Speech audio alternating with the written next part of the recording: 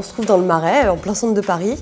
où j'ai été appelée pour rénover un appartement qui en fait n'était pas vraiment un appartement, sinon plus un plateau totalement vide de 54 mètres carrés. J'ai été appelée par un homme pour lequel j'avais déjà travaillé en Belgique et qui souhaitait,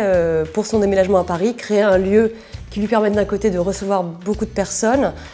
car il aime faire des grands dîners, des réceptions, mais aussi un lieu où il puisse se sentir très vite chez lui parce que c'est quelqu'un qui est beaucoup en déplacement. On s'est dit que pour pouvoir recevoir en plus grand nombre, on allait consacrer quasiment les 2/3 de l'appartement aux pièces de réception.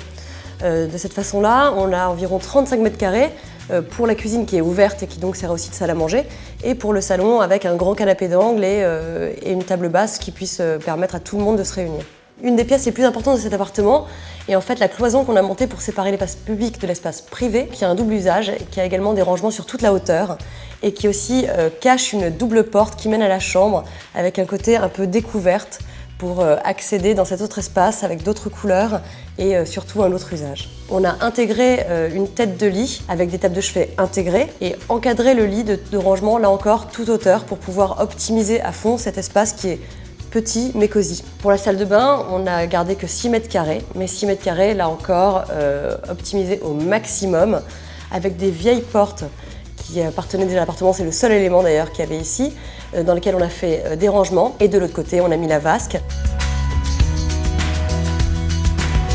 Pour les couleurs de l'appartement, on a privilégié les couleurs claires avec un faux blanc en fait, c'est un gris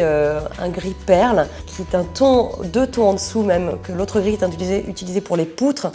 et pour le mur de la cuisine. Pour la chambre en revanche, on est allé aussi dans les tons de gris, mais on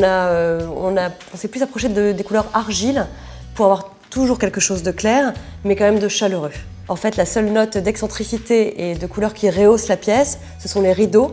qu'on a choisis dans un bleu très vif et un coussin dans un jaune moutarde. Pour réchauffer l'appartement, en fait, on a utilisé des matières assez chaudes. On a choisi un parquet brut, blanchi, un peu vieilli, qu'on a voulu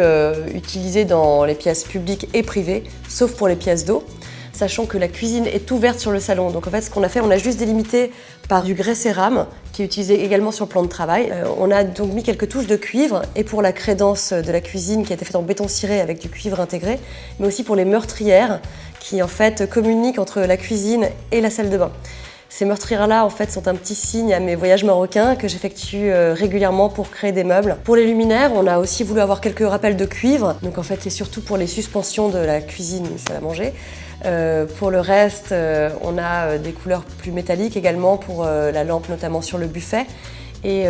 on retombe sur des couleurs cuivrées, mais que la couleur, car il s'agit de vert, pour les luminaires de la salle de bain. En fait, tout a été pensé pour pouvoir être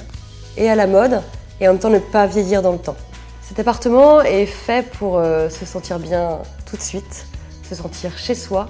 être à la fois dans dans un espace très cosy, tout en conservant des beaux volumes, donc en mettant en avant la hauteur sous plafond, mais aussi et surtout pour pouvoir en faire profiter les autres.